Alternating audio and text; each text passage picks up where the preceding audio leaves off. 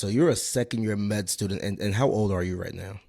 I'm 50 years old right now. I'll be 51 in July, so just 12 weeks Yeah. away. But I'm going to Right, go right. straight to the money and just ask this question off the bat. What was it that made you decide at the age of, you must, I guess you would have applied like at 48 or something, 47, 48 Right, I was maybe. 48 when I applied, 49 when I got accepted. So what made you say at 48 years old, I am going to go back and apply to medical school? Well, Go get it, stop playing around. Really got them racks, ain't playing around. Black man, white coat, shit, we up right now, yeah, yeah. Hey, what's up, fam? It's Dr. Dale, and this is the Black Men and White Coats podcast. I'm your host, obviously, of the Black Men and White Coats podcast. Man, I got a super, super, super awesome guest for you guys here. You guys are gonna love his story. Something pretty unique, pretty inspiring, and pretty just doggone awesome, right? So we're gonna get into his story here in a second. It's student Dr. Antonio Patterson, or I just like saying, I hate saying the student part, whatever. Student Dr. Antonio Patterson. We'll say that for now, but before you blink an eye, it's just gonna be Dr. Antonio Patterson. Before we dive in, let me remind you guys of two quick things. Number one is we're gonna put a list of my books around here somewhere. I always forget to promote my own stuff, so I'm gonna promote my books. I've written 13 books. Most recent book, Diverse Medicine, man. I'm not gonna lie, it's probably the best book I've written. I think it legitimately should be required reading for all healthcare professionals. Definitely people, healthcare administration, leadership should be required reading. Go check it out. The audiobook just came out. All right. Number two is, if you have not seen the Black Men and White Coats documentary, what are you doing? Go watch the documentary. Exactly. Go watch the documentary. And right now you can watch it for free. Members.bmwcevents.com. At least at the time of this recording, it's free. Members.bmwcevents.com. Definitely check it out. All right. Let's go back into the show now. All right. Say doctor. I might say doctor. You just got to forgive me, man. Student doctor, whatever. I might say yes, doctor. I might just slip up. Or I yes. just say Antonio. Antonio Patterson, how are you doing, my friend? It's a busy time of the year, but under circumstances, I can't complain. I'm doing well. Awesome, awesome, awesome. So let's kick this off with asking, what was your welcome to medicine moment? My welcome to medicine moment was the actual first week of medical school. And when we hit the anatomy lab and you go in there and you meet your first patient, which is your cadaver, and you're automatically just introduced to the brevity of life, morbidity, Mm. mortality, and you're faced with uh, this is what I'm wanting to deal with for the rest of my life. So that was, a surreal moment. Wow, the brevity of life. I never actually thought about it like that. That's a very good point. You become a med Yes, student, the first thing they show you is somebody dead. And we right. think about it as, hey, you're teaching us anatomy, but you just brought out a really good point. It's more than teaching you anatomy, it's more teaching Yes, you about don't take your life for granted, exactly, and exactly. don't take caring for other people's lives for granted as Yes, well. As well. yes. Man, so you've got a very fascinating story. Just right off the bat, we're gonna jump into this just so the listeners understand this. So you're a second year med student, and how old are you right now? I'm 50 years old right now. I'll be 51 in July, so just 12 weeks away. July what?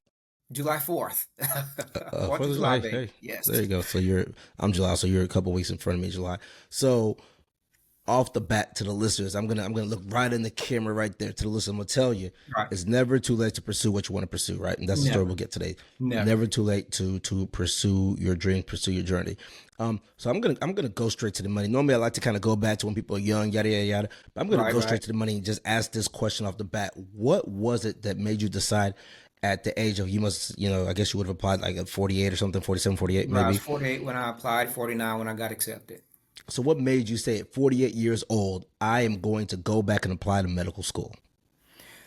Well, I want to start by saying, I started early. I graduated high school in 1991, and I went to school as a pre-med major, and life took its twists and turns. I did some other things we'll probably talk about. And it just came full circle when I was in Haiti, 2016. This was pre-COVID.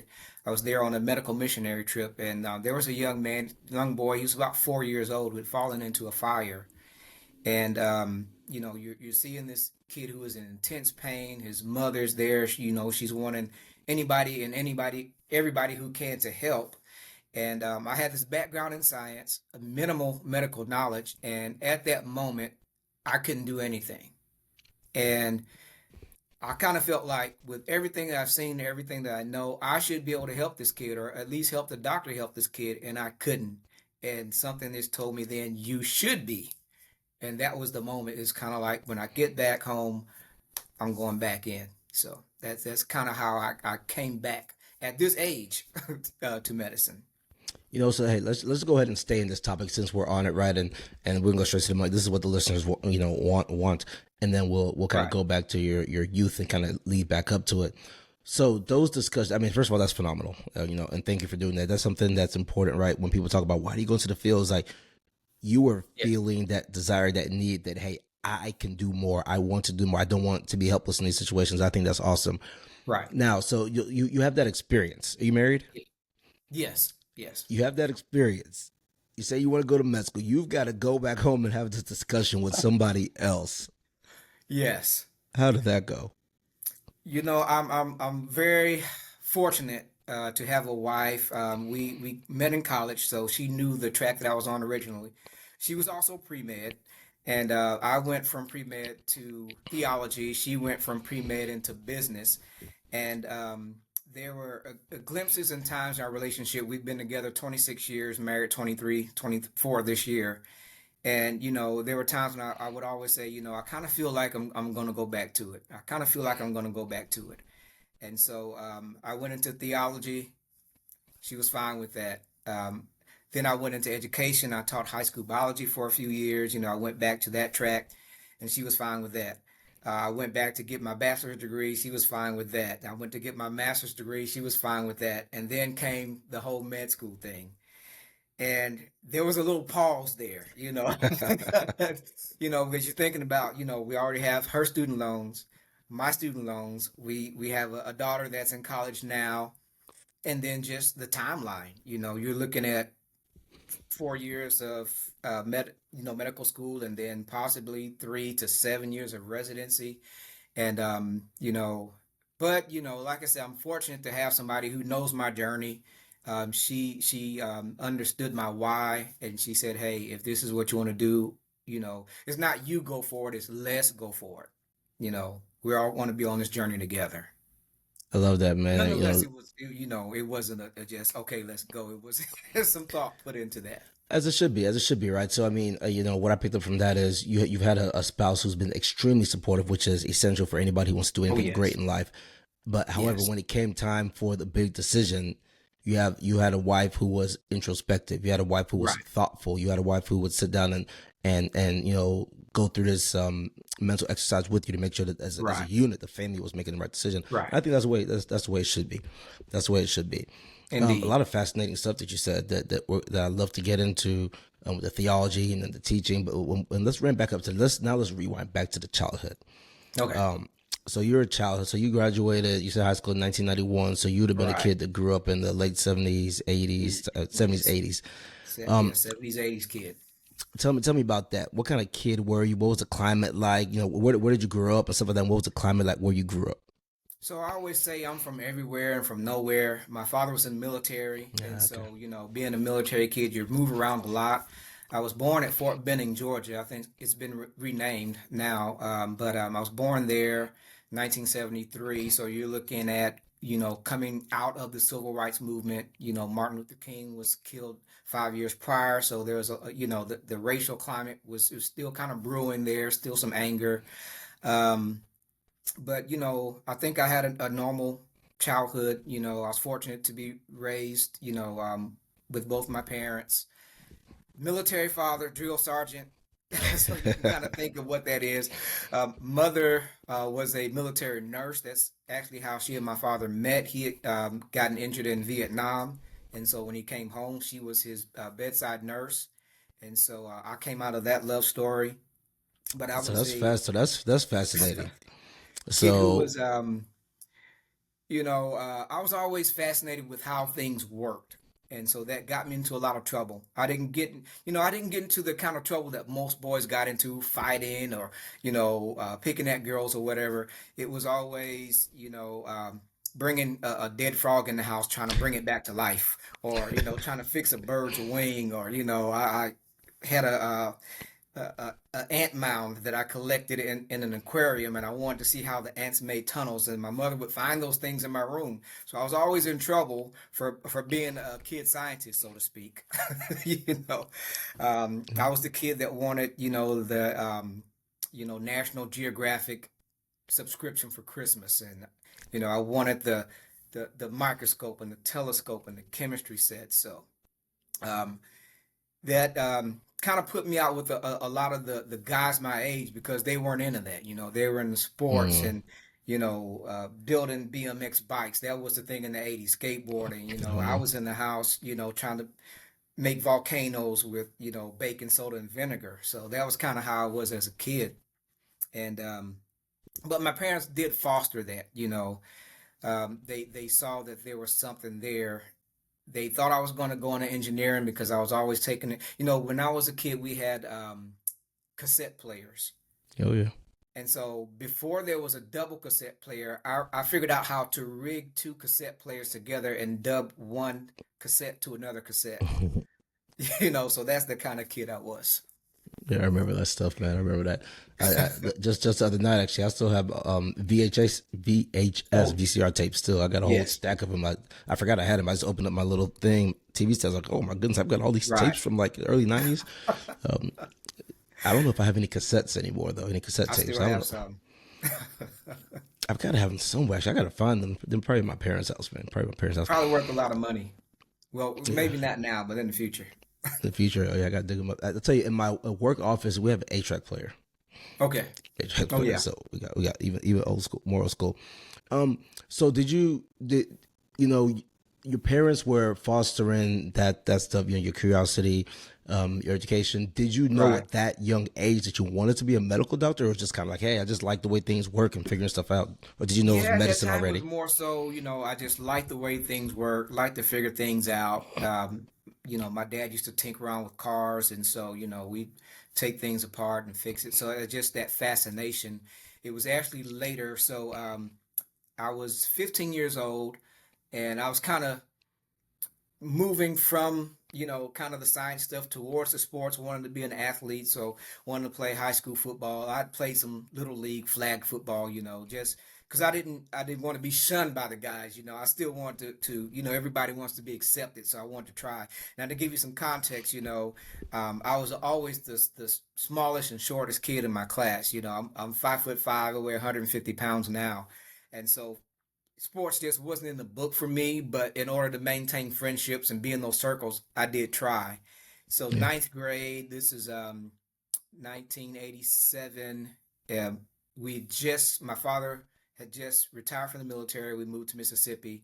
I'm going to a high school out in the country, rural area, which I'm not used to because I'm used to living on military bases. And about 5 games into the football season, we had a jamboree. A jamboree is when you play like 3 or 4 games in one day on a weekend. So that was a Friday, and I got banged up. I was running back. I got banged up. My arm was hurt. My ribs were hurting. I couldn't breathe. So all day Saturday, I just didn't feel good. And Sunday morning, we went to church. We're there in Bible Sunday school Sunday morning, and I stood up and I had the most crushing feeling in my chest and my back, Hmm. and I blanked out. That was a Sunday. That next Tuesday morning, I woke up at St. Dominic's Hospital in Jackson, Mississippi, and I had a heart attack. And they never figured out why. It may have been something similar to what LeBron James's son had experienced, but back then they didn't have the know-how to figure out what that was. This was in the mid '80s, Yeah. and so just being in that And so hospital you were felt. how old? Like 15, I 16 was or something? 15, ninth grade. Goodness gracious. Yes. And I just remember when I woke up, and I knew it was serious because my brother had previously gone to basic training. And so he was away in the military. And when I woke up, he was there. So that's one of those things where bringing the next of kin, you know. And so while they were trying to, they're doing all the blood tests and x-rays and every time thing You trying to didn't you figure you, out you what had didn't you happened. didn't code though. You had a heart attack and syncopized, passed out. You didn't code. So I don't know the story. So what my mother said was when they got me to the local hospital, which is rural Kosciuszko, Mississippi, about 80 miles away from Jackson, where they took me, that I had a light pulse, but I had no pupil reaction. Hmm. And so there was a nurse there who said they wanted to code me, but there was a nurse there who said, I have a pulse. And so I was life flighted from Kosciuszko to Jackson, and they revived me there. So I don't know what end it was. Um, so I don't think I coded, but I don't remember anything after passing out until I woke up Tuesday. It's tough, man. I'll tell you, as an ICU doctor, sometimes, when patients are cold and someone's like, I got a pulse, someone's like, I don't have a pulse. Sometimes it's hard to know the pulse is really there. Right. So, So I'm thankful for that nurse, and I'm thankful for whoever believed what she was saying and say, because we're a black family in the '80s, and in an area where the disparities are just remarkable. I mean, back then you can see it now, but it was worse then. And so for them to say, let's send this young black male to Jackson, Mississippi, where he can get the help, not knowing how we're going to pay for this flight, not knowing whether his parents have insurance or whatever, I think, it's quite remarkable for that time. yeah, I And would say it's remarkable, but I would say it should not be thought of as remarkable, right? It's one of those things right, where it's like we say it's remarkable because whatever it is remarkable, it's great. We're always right, going to be grateful, give gratitude to everybody, but in an ideal world, it'd be like, okay, that's just standard what we're supposed to right. do It should anyways. should have been standard, Yeah. standard But care. I But definitely understand what you're saying though. So that goodness leads gracious, me to what you're saying in my childhood, what actually got me to medicine. So I think yeah, that was the experience because the doctor, the cardiologist, and I can't remember his name right now, so many years ago, Dr. Barron, that was his name. He's passed away now, but I was with him for 7 days in the hospital because they kept me for 7 days. And so I didn't know it. I thought he was just being cool, and that he had taken a liking to me. So he was taking me to his patients' rooms, and he was walking me around. That was the first time I ever had a stethoscope, around my neck and put in my ears, and I thought that was pretty cool. And what he was actually doing was trying to get me up and moving to see, what my cardiac function actually was. I didn't know that at the time. So, well, but I got to go to hopefully it was a patients, bit of both. probably both, Yeah. because he was a white doctor and I was a young black male from, a rural town. And so maybe he was trying to see what my interest would be. He passed away, and so unfortunately he didn't get to see where I am now, but that was one of those experiences that it sticks with you, you know. And it was just a cool profession, and I was like, this is something I think I want to do. Well, if that story doesn't get you, the listeners, I don't know what's gonna get y'all, man, because that's just amazing. Yeah, That's that's almost like too good to be made up by like too good to be true type of thing. That's great. Well, first of all, thank God, grateful that you pulled through. Um, exactly. like I said, that you had the staff because to your point, there are some kids that will go through that who are not going to pull through. Um, Right. so just grateful for God and the prayers up. So that's fascinating. So anyway, so you're 15, 16. You think, hey, medicine might be the way I want to go. So what was the Right. next step after that, right? So first question, did you go back to playing any sports after that? So they were afraid to let me play, because of liability, and they never did come up with a definitive diagnosis. And so that hurts you when you go back to school and it's on your health record. He could have a heart attack again because we don't know why he had this one. But fortunately, that football coach and the principal of that school both retired. So we got a new football coach in and a new principal that didn't know the backstory. So 10th grade, I set out because I was afraid something would happen. But then 11th grade, I did go back and I played the full football season. No problems, no health problems since then, no cardiac problems since then. So it's just, I think it may just have been, divine intervention for, the reason of being a catalyst to get me into medicine. Amen. I believe it. I believe in divine intervention, certainly. All right, then what steps did you begin to take? Now you're 15, 16, say, hey, medicine, this, I like this. So, Did you start doing anything? unfortunately, I had to go back to my environment. And, at the time, again, I'm in rural Mississippi, where at the time, most people didn't go into any field that was scientifically related. You're looking at farmers, you're looking at agriculture, you're looking at, most of the boys took wood shop or welding. And so I went back to that track. I took wood shop, I took welding, went back to agriculture, but I did stay connected to science because we had a really, really cool biology teacher came in. and she let us do a lot of hands-on stuff. So, when you're at that age, you're doing the frog dissections and you're doing leaf collections. I don't know if you all remember that from high Oh school, yeah. but it kind of kept me connected. And so I wasn't still connected to the medical thing, but I was still connected to science. I still like to tinker. I didn't know if that was going to go into engineering or biology or chemistry. I just still had that love of tinkering with things. And probably fast forward to my 11th grade year, there's a program sponsored by some HBCUs in Mississippi called Educational Talent Search. And so we got to go on a trip to Alcorn University. I don't know if you've ever heard of that school out of Norman, Mississippi, Mm-hmm. and view their biology department. So this is 11th grade. This is after football season. And, we got to see some really interesting things that I didn't think that they would let a teenager see. So, you're looking at, preserved female genitalia and male genitalia and, preserved embryos. And it's like, wow, it's like this whole new world's opening up again. And, I want to see how these things happen. So after 11th grade, I didn't have the 11th grade growth spurt that most guys have, so I knew sports was out of the picture. Plus, I had this diagnosis, of a cardiac condition that was really undiagnosed. So I couldn't go to the military, which was going to be my backup I mean, plan. and man, how tall are your parents? Dad is about 5'8", Mom was 5'3". Okay, so you weren't So me thinking being 5'5", I'm kind of right. So the genetics played out right as about they right. Okay, should. okay. So And you wouldn't again, that want may have been another divine intervention, Let's limit his height so he can't do those things. Let's keep him in medicine. to. So, Okay. That's good but because a lot of again, a lot of that did bring me back. yeah, I'd say a lot of the students who listen to this podcast and things, everybody's got sports in the future, sports in the future, sports in the future. So it's Right, good for them to kind of see your thought process, how you process through all this stuff there. And so, right, something else you said, which I think is extremely essential for people to recognize, is you mentioned you were out there in Jackson, doing the surgeries, or not surgeries, but the cardiac, whatever you did out there, right. cardiac workup, diagnosis, and rehab and such. Hmm.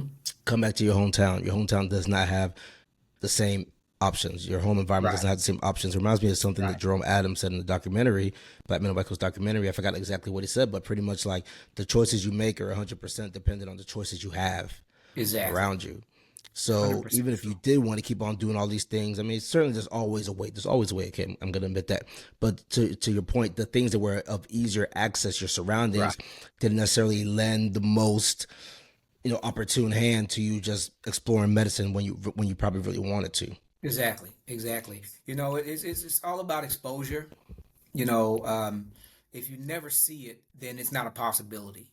And like I said before that, I had never thought about medicine. I've always liked the science, but I'd never thought about medicine. And even to that end, at 50 years old, I know a lot of black doctors, male and female, but I've never been treated by a black doctor. Hmm. At 50 years old. And so, if that's the way it is now, imagine what it was like, 35 years ago when I was a teenager. You just didn't see it. So had you seen a black doctor when you were a kid? I know you know them now, but when you were a No, kid, never, never when I was a kid. I think I was probably in college. I went to Tougaloo College in Jackson, Mississippi. It's a small HBCU also. And so I was, actually, it was my mother's OBGYN, Dr. Rice, was the first black male or black period doctor that I'd ever seen. And I was probably 20 then. so let's talk about what the decision to go to Tougaloo. Tell me about that decision. What led to that? What things were you thinking of? I think it's fascinating. You said that the HBCU consortium you had in Mississippi, Right. they essentially took you guys on tour, and you end up going to an Right. HBCU. Probably not a coincidence, right? Probably worked out the way they kind of had intended it. So what led to your Right. decision to go to an HBCU? So that it came out again of one of those programs. This program was it was a federally funded program. I don't know if they still run it, called the Summer Science Program. And that program was specifically aimed at African Americans to give them exposure to the medical field to spark an interest. And so the summer after my high school graduation, I did a 6-week summer program, summer science program at Tougaloo College. Interestingly enough, I had already been accepted to Xavier College, which is another African American HBCU school, and interested in pre-med, so I got accepted there. But I met a girl that summer while I was It's always at the Tougaloo girl. It's College. always the girl. Exactly.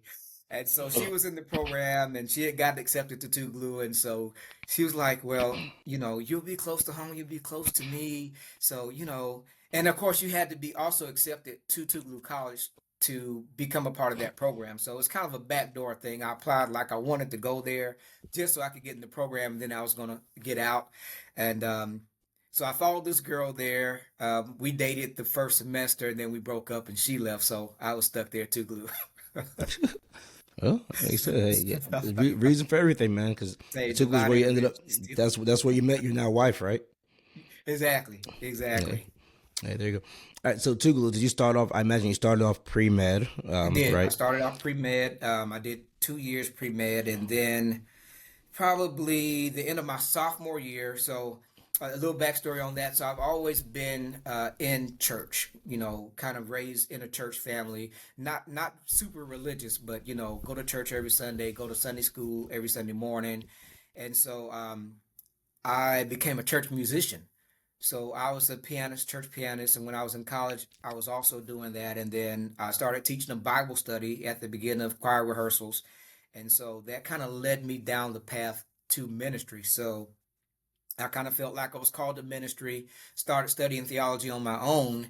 And in 1994, which would begin the beginning of my senior year, I dropped pre-med and I went to theology. So what? So tell me more about that. How was pre med going for you? Were you doing well in pre med, or was it kind of like a struggle, and you felt like, hey, So let me just go to? it was up and down. I started out very well, but then once I started having this interest in theology, it's kind of like, you couldn't balance them both. So, my grades started to fall. I went from like a 3.5, 3.2, 3.0, 2.8. The theology was going up 3.5, 3.8, 3.9, and I'm writing papers and writing sermons and all those types of things. So, um, science just really kind of took a back seat at that point. It kind of fell to the wayside. Um, and once your grades fall and you have that first MCAT sting, Yeah. it's like, okay, this is the telltale. Because back then it was on the 45-point scale. Um, Minimum, I think maybe 26, 27 back then to be accepted to med school. My first MCAT was like 22. So it was not in the range. And so I was like, maybe that's a sign, hang this up. Let's go Mhm. full fledged into ministry. How does, and this is kind of fast forwarding now, but it all ties together. How does your background in theology influence the way you see healthcare? It's an interesting dynamic that, a lot of people try to separate the two. Hmm. And I see them as intertwined. Knowing what I know about science and knowing what I know about theology, when I read the Bible, I don't really see it as a religious text, and I know some people is going to throw them off, but I see the Bible as a science book. I see it as men and women in those days who were scientists basically trying to figure out the world that they lived in, and they were only armed with observation, which is a scientific tool, and human reasoning. And that's all you have to explain what's going on around you. And so, you're trying to explain physics. You're trying to explain, all of the phenomenon of Earth that goes on, earthquakes and tornadoes. And when you have no scientific knowledge, you only have observation, you you have to ascribe that to something higher than what you actually know. So when they saw tornadoes, we don't know about, wind currents and ocean currents and cold fronts and warm fronts back then. You ascribe it to something greater. This is the wrath of God. you know so Yeah. I see it as a rudimentary science book, but at the same time knowing that there are greater forces than what we know behind the scenes that's making all this happen. All of this didn't come from nowhere.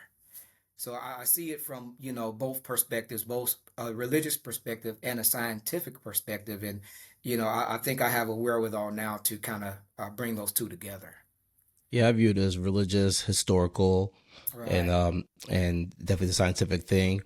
Tornadoes and such. Yeah, I see what you're saying there, but I agree with you. I still think tornadoes there for a reason. Yeah, Right. the wind currents are Yeah. there for a reason. The Yeah. the laws of nature, which are laws and unchangeable, did not become laws out of nowhere. These are things Right. they put in. So I think that's really fascinating. And for me, I'm somebody who believes the Bible, and Right. personally, I would say, biblical faith, and I believe it to be true.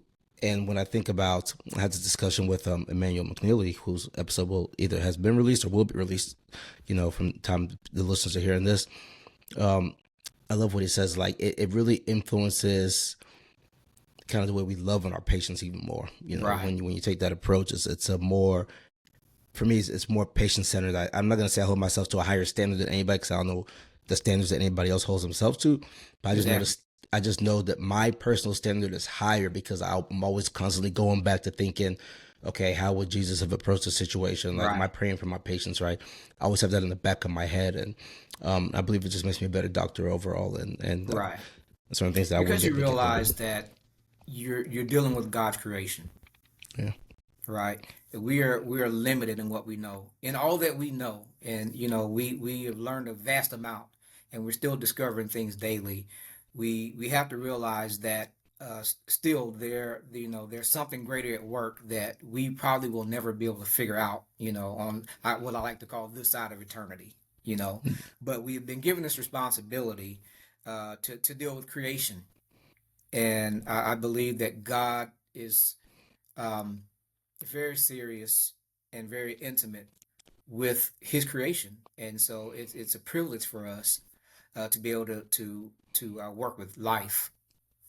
yeah. Like I said at the beginning, the brevity of life, brevity of life. Yes. All right. So then you switched your focus from pre med to theology. All right. Okay, tell me about that journey. Like what did it feel like, just to know, like, I'm letting go of pre med, I'm going just fully, like, almost like I'm breaking up with you pre med. I love you, but we got to break this You, thing you up, right? know, it's like it's like your first love.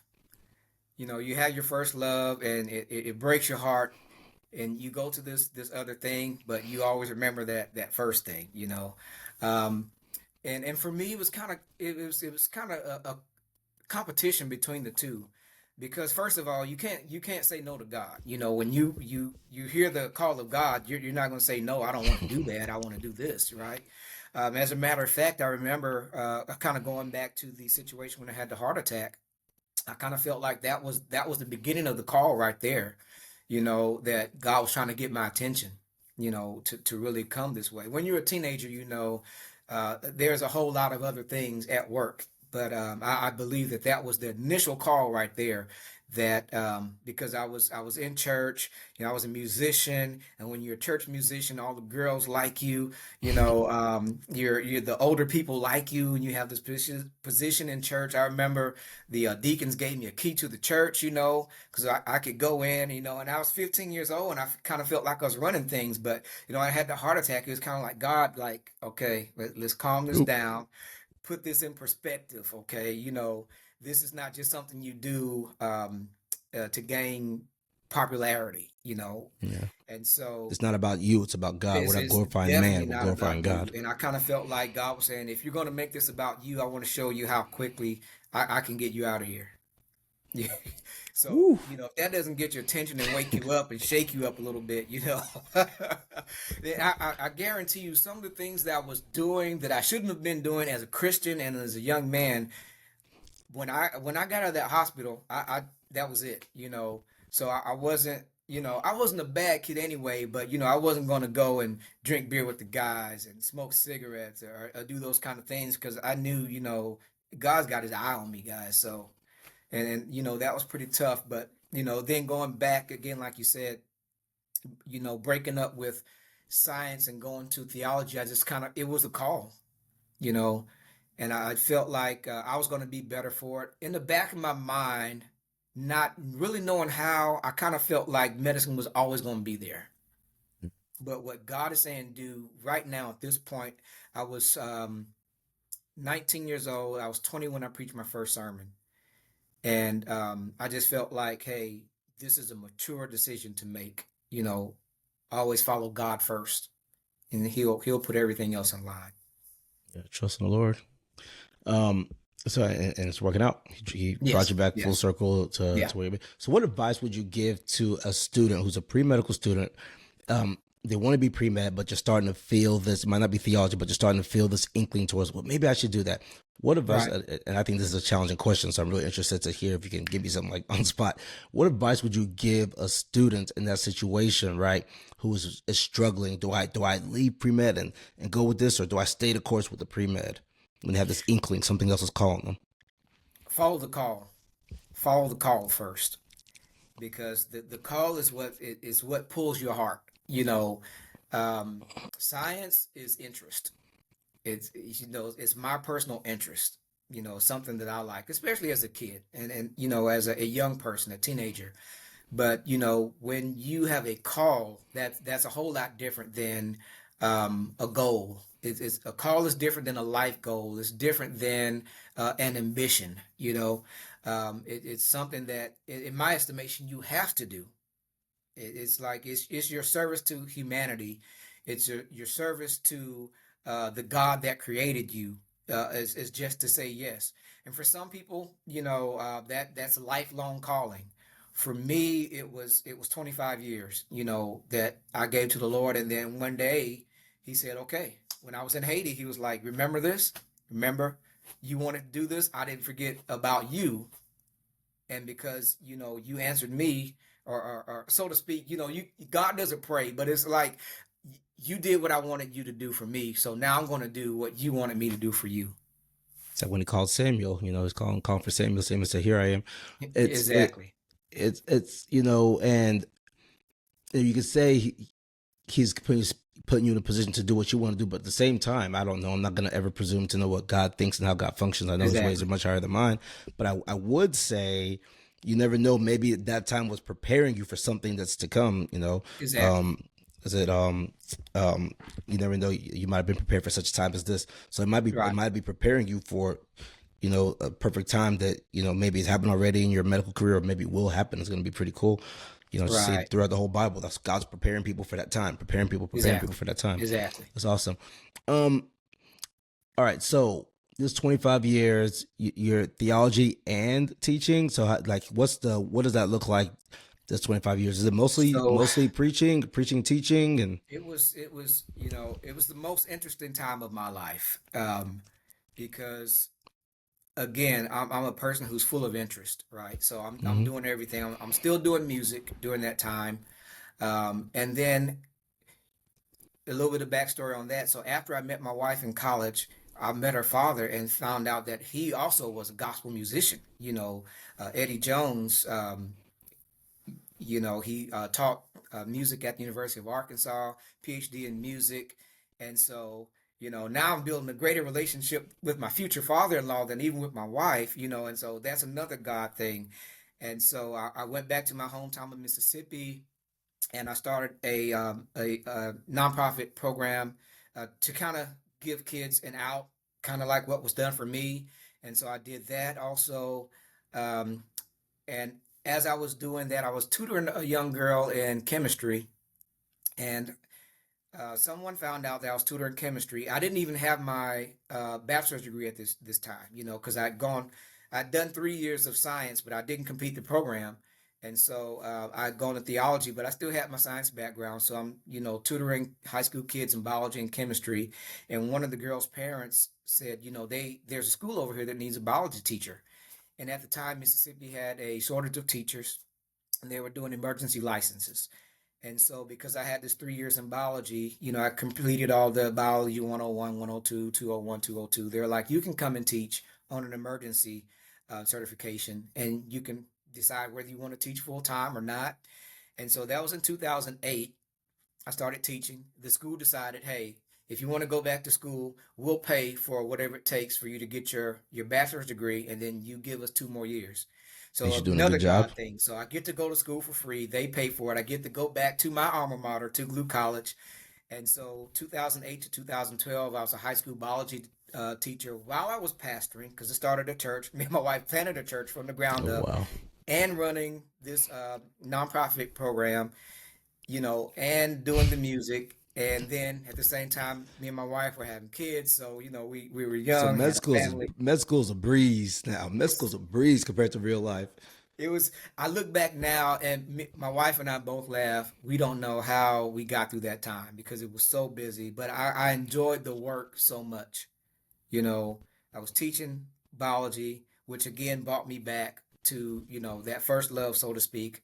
I was ministering to the people of that city, and then I had the nonprofit, and we worked with over 100 youth uh, in a rural uh, community, and we got some amazing results from that. And it was all because of exposure. It wasn't because of me, So we would take these kids on trips to colleges. We would take these kids to hospitals, and we would introduce them to lawyers and all these sorts of things. And so, we got a lawyer out of that group. We got a couple of doctors out of that group. We have a veterinarian out of that group. We have a young lady that runs her own bakery out of that group. We have an engineer out of that group, and it was just amazing what you can do with a young mind when they get to see something and put their hands on it. Exposure. And then they come back and they're not the same.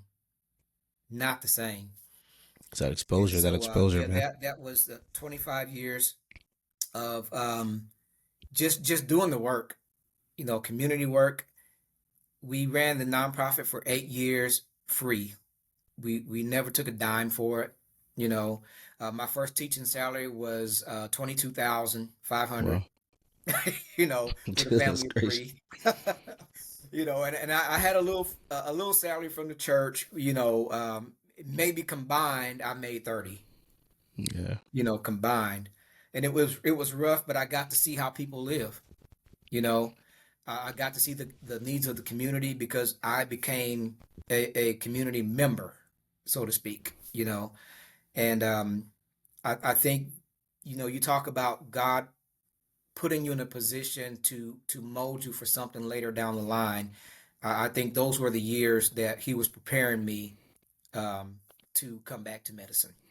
So tell me again, you might have said this at the start, maybe I just forgot. What was the exact impetus that led you to say, okay, I am going back to medicine?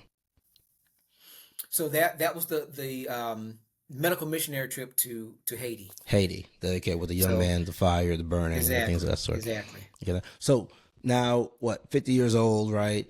right, In medical school. right, How has that transition been for you coming back? First of all, from the standpoint of you being significantly older than your classmates, right? You're in a right. different stage of life. Maturity is going to be different. I know 24-year-olds, they think you're mature, like, oh, I'm mature, I'm a girl. Nah, you're not. It's not the Exactly, same as having exactly. had kids and stuff. It's not the same. It's not the same. Just stop it. It's Right, not the same.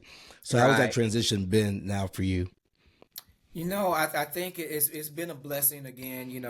God's always in the business of preparing you for things, but also preparing things for you.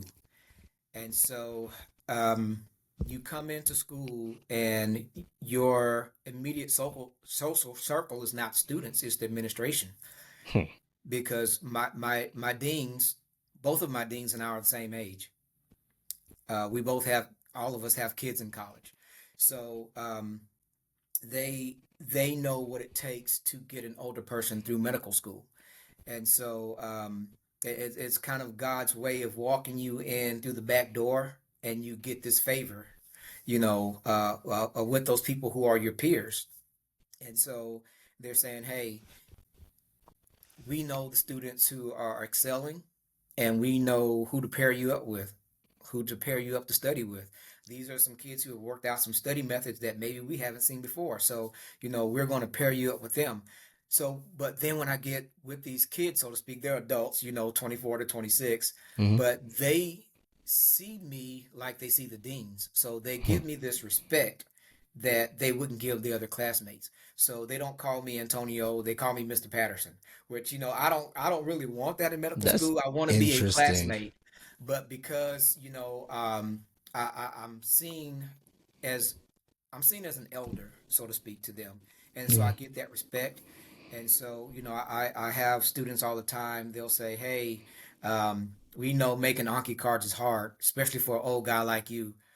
So, you know, I learned not to be offended. I take it. Hey, I'm going to send you my Anki deck so you won't have to worry about doing that. Hey, thank you. I appreciate you doing that for an old man, helping me out. Hey, Mr. Patterson, how you coming with your lectures this week? Well, I'm a little bit behind. Well, I tell you what, I've already got the pharmacology for this week. I've already made a chart for it. So send me your email. I'll go ahead and send you this chart so you can go. So, it works both ways. I'm thankful for being my age, but at the same time, I do know what works and what does not work for me with my studying because I've had 25, 30 years to work that out. And you and know, and and you've uh, been a teacher. I've been a teacher, so Yeah. I've seen things that do work and things that don't work for students. I've had high school students tell me that they've done certain things and I've been able to implement that. I've had college students do the same thing. And so now I have this amazing group of young people who, they're very resourceful. They created this community, and then they have adopted me as the old man in the class, and they don't want to see me fail. They want to see me graduate with them. We just got our rotation assignments yesterday, and so all of the kids in my CBL or case-based learning group, 8 of them are going to be on my same rotation with me, and so that's going to help Nice. me out. So you have that dynamic of I have this one peer group with the deans. And so that helps me out because I have connections there. And then now I've developed this other peer group, with one of my I say students, one of my classmates calls me her adoptive father. So, yesterday she bought me Chick-fil-A. I was in the library and I've been studying all day, and she said, "Hey, I got some food for you because I know you've been here since 8 o'clock this morning. You haven't eaten, so it works out in my favor." Man, that's awesome. That's it's just awesome to have that support system. It's awesome to Yeah, have a class like that because not every med school class is going to be like that. So it's it's awesome it's to have. not, and we have a smaller class. There's only 100 students in my class. Yeah, but that's awesome. That's awesome. What would you say to the 50-year-old out there who's listening to this? 'Cause we get these messages right from people who have had careers, and they message us like, "Oh, I'm 50. I want to go back to med school." Blah blah blah. What advice would you give those individuals? Scripture says count the cost. It's always inspiring, when you see someone who is your age doing something that you think is great, and it shows perseverance and ambition. And the first thought is, hey, if that person's doing it, I can do it too. And that's true. It is true. But again, you still have to count the cost, and there are many costs involved with being an older student, you know, health wise. I'm dealing with a health issue now that I just found out a couple of weeks ago about, that could knock me out of second year and have, you know, I have kids. I have a wide range of kids. I have one in college. I have my oldest daughter is at Boston College. She's over 1,000 miles away, so we don't have that communication. My youngest child is 10. My son, he doesn't have a father at home. I've been in school a majority of his life because I did 2 master's degrees since he was born, and now my second year of medical school. Um, been away from my wife for a number of years. When I did my first master's, I went back to Mississippi and she was in Arkansas. We live in Arkansas now. And, so it wears on your relationship with your family. I don't get to go. My father's had some health challenges, and I don't get to go and see him in the hospital. So I'm old. you know, I'm an old man, and my parents are aging. My wife's parents are aging, and we have to take care of them also. And so there's a cost involved with it. As great as that is, the cost is, I would say, if there's something in your heart, don't let age be the determining factor. Don't let it be the factor that says, I can't do this because you only, there's the brevity of life, and the young kids say YOLO, you only get this one shot. And my thing was, I don't want to be on my deathbed dying and saying, what if I tried? So, even if I don't make it to where I want to be, I won't die saying what would have happened if I tried, because at least I know I did try. But yeah, count the cost. I'm in a DO program. The cost is very high. Tuition for DO programs are expensive. I mean, medical school in itself is expensive. So, when you have a family and you're taking out student loans that you're gonna have to pay back, your children probably will have to take out student loans. You have your normal cost of living. I'm renting an apartment here. We have the house note there. It's just a lot. So don't go into it blindly. Because of inspiration. You know, we talked about it. I talked about it with my wife, talked about it with my kids, and so it was a family decision. If my wife would have said, I need you home, I need you here to help me raise this young black male. Black males need their fathers at home. Black girls need their fathers at home. The father plays a major influence in a child's life, regardless of your race, but especially within the African American community, the father's just a pillar of what it means to run a household, in my estimation. And so, being able to talk to your daughters and say, hey, don't go wild because dad's not here, And in my household in particular, I have the role of the disciplinarian. I had a military father, military drill sergeant as a father, and so I come from that background. My wife's father was, he was in the music and ministry, so there's a different dynamic in how we thought we would raise kids. And so when the primary disciplinarian is gone, kids have a tendency to want to go off the rails. Yeah, they want to So I had to talk to test my mom a kids, little. hey, I'm not at home, but I'm still dad. I'm 4 hours away, but if mom calls me, I will come home and deal with issues. So, I don't want to ever discourage anybody from pursuing their dreams and goals, but I do want to say always be realistic, count the cost before you just say, this is what I'm going to do. I love that. I love that. Very sage advice, and it's not necessarily what I thought you were gonna say. I think most people would have just given the canned answer, like, yeah, go after your dream. You got this. You got this. But you gave it to the real. And as I'm sitting here listening to you, I'm like, man, I'm so happy you said it that way. Yeah. You never want to sell somebody a fake dream. Right.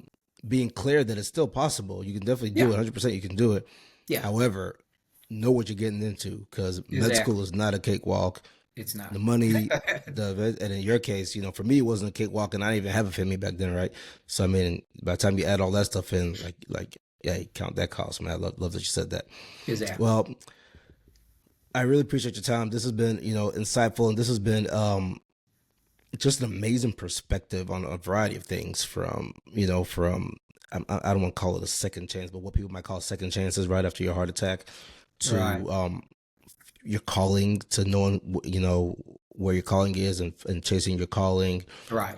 to having the courage to do something unorthodox, and to how we just brought it home with, hey, let's not make brash decisions. Let's count the costs in Indeed. what we do, and let's be wise in what we're Indeed. doing here with our decisions. To the listeners, so 2 things real fast. Number 1, please hit that subscribe button, right? So the videos on YouTube, make sure those of you who are just listening to the audio, go check us out on YouTube. You can actually watch Dr. Patterson, myself, student Dr. Patterson, whatever, and myself here on this podcast. Hit the subscribe button. We want to get as many followers as possible. Keep on growing the channel. Keep on bringing amazing guests like student Dr. Patterson onto here. So that's the first thing. Second thing is keep on watching videos, right? So we're making all these videos for you guys to inspire you, to give you the game, the inside knowledge as to how this thing really works, to give you these great inspiring stories like this one we just heard today. Keep on watching. Click the next video. Keep on watching the videos. I'm going to end this by handing the mic over to you, student Dr. Patterson, and allowing you to say, my name is, you can just say doctor. I don't care about the student part, whatever you want to say. But my name is Dr. or student Dr. Antonio Patterson, and I am a black man in a white coat. Hey, everybody. I am student Dr. Antonio Patterson, and I am a black man in a white coat. When I go get it, stop playing around.